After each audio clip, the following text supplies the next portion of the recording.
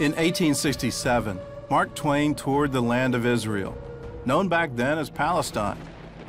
Here's how he described it: a desolate country whose soil is rich enough, but is given over wholly to weeds, a silent, mournful expanse. There was hardly a tree or a shrub anywhere. Palestine sits in sackcloth and ashes, desolate and unlovely. Today, Mark Twain wouldn't even recognize this land. Out of rocky soil, out of swamps, and even out of deserts, Israelis have created gardens, vineyards, and farms with some of the most innovative techniques in the world. It was just this country with incredible dynamism and energy and excitement and food and people and a sense of family and ultimately a sense of belonging. It's been said that the modern state of Israel was born on the kibbutz. So it's only natural that much of Israel's innovation was born there as well. The kibbutz is the cornerstone in a lot of ways of a lot of things in Israeli society. People came back wanting to create a collective and an equal society. And these kibbutzim became a very, very effective way to defend the land, to start getting young people engaged in agriculture. Remember, Jews were forbidden in most countries of the world to actually own land or to work the land. Jews couldn't be farmers. To all of a sudden see a generation of Jews farming the land in a collective environment, it was incredible. Before Israel even became a state, Jews by the thousands came to live there on communal farms. But when they arrived in the Promised Land, it wasn't exactly flowing with milk and honey. The coastal plains were swampy, the Galilee and the Judean hills were rocky, and the southern half of the country was mostly desert. Since the people of Israel left our homeland 2,000 years ago, the area was mismanaged. So we want to preserve and rehabilitate this holy land. The early Jewish settlers faced a number of obstacles, from bad soil to Bedouin raiders, but they faced an even bigger enemy that threatened to destroy the Jewish state before it began. In the early decades of the 20th century, Israel was a breeding ground for mosquitoes carrying malaria.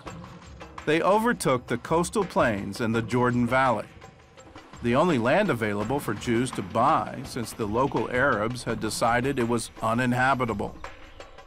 In 1920, more than a third of all Jewish residents of Palestine had malaria.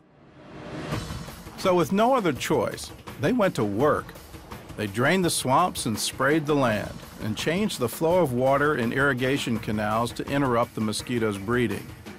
They were so successful that a commission from the League of Nations visited Palestine to learn what they did. Less than 20 years after Israel's statehood, the country was officially malaria-free. Once the threat of malaria was gone, Jewish settlers were free to focus on making the desert bloom. In the coastal plains, citrus groves replaced the swamps.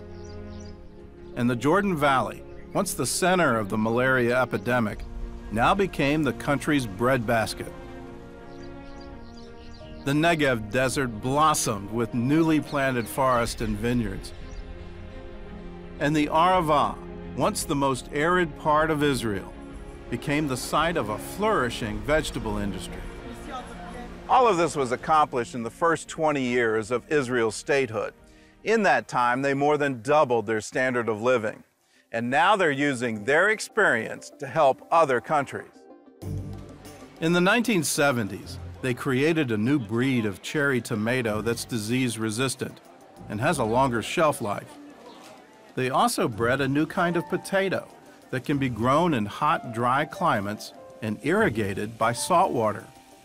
These vegetables are now being grown in dry countries like Jordan, Egypt, and Morocco. Israeli scientists not only found ways to grow more crops, they also found new ways to preserve them. Grain Pro cocoons provide an inexpensive way for farmers to keep their grain market fresh by keeping out water, air, and insects. The Israeli cocoons are being used in Africa, the Far East, and even Pakistan, a nation with no diplomatic ties to Israel. The kibbutz over time began to change. Israeli society began to change. became more capitalistic, became more focused on free enterprise and entrepreneurship and the individual taking responsibility for himself and therefore benefiting the overall society. There have been many very exciting companies that have been built in kibbutzim. One of those companies is now doing business around the world. If you went to the average Israeli 10, 12 years ago and said to them organic, they wouldn't have a clue what you were talking about. Here we've been doing organic farming for over 40 years. Kibbutz Sde Eliyahu was founded by German refugees in 1934, and many of their early members were survivors of the Holocaust. The biggest problem that we had when we started the organic was, what do you do if you're not using chemicals? How do you get rid of the pests? Their answer was to fight bugs with more bugs. Every single thing in nature has a natural enemy. What eats or what attacks these pests that are attacking our crops? They started breeding different insects in the bomb shelter of the kibbutz. The idea was to breed predators to destroy the pests that ate their crops. The result was a new company called BioBee. We went to the Israeli farmers. We said, "You want to buy some bugs?" They said, "What are you, crazy? We don't have enough bugs in the field. You want us to buy bugs?" Eventually, they won over farmers in Israel and in 32 other countries as well. In California, 60% of the strawberry fields are treated with products from BioBee. The company also found a way to deal with one of the region's most devastating insects, the Mediterranean fruit fly. We take the males of the species and we sterilize them. And then we release the sterile males into the environment. There's no future generation. And slowly, slowly, we lower the population without using harmful chemicals. They also solved another agricultural problem: how to pollinate greenhouse plants. The classic example we like to give is tomato plants. Tomato plants in nature, in the fields, are pollinated by the wind. In Israel, the majority of our tomatoes are not grown in the fields. They're grown in greenhouses. And in greenhouse, in a climate-controlled environment, you don't have that wind, you don't have the natural pollination. We had to find other methods of pollination.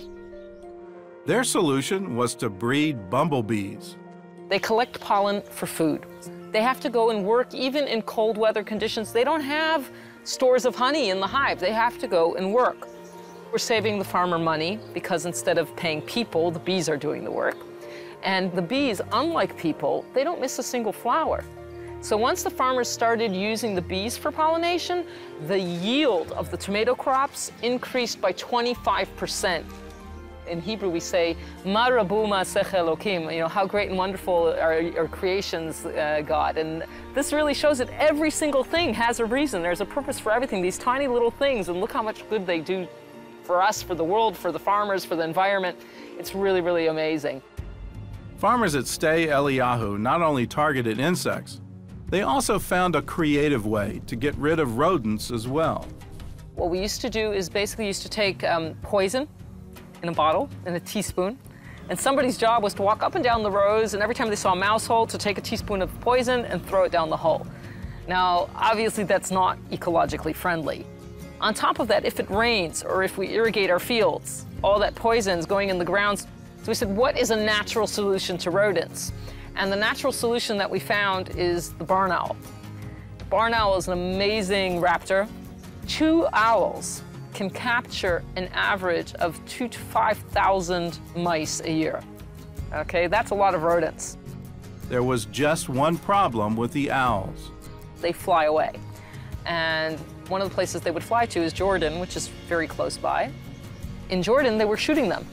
In Arab folklore, the barn owl is a harbinger of death. And they're very superstitious about barn owls. So they see a barn owl, they shoot it. So very simply, we went to Jordan and we invited the Jordanian farmers to come to Sde Eliyahu to see what we were doing here. This was over 20 years ago. And today we have over 2,600 nesting boxes across the country. The numbers keep growing. But also it's become a wonderful program of regional cooperation, also with Jordan, also with the Palestinian Authority. This has been amazing, amazing success story. We tell the people it's not the dove bringing peace anymore to the Middle East, it's the barn owl. We're a light unto the nations, we're supposed to be anyways. If we want to really save the environment, if we really want to help the world, then we can't keep these things to ourselves. We have to share these things. We have to share this knowledge. And I think by helping others, we're helping ourselves as well.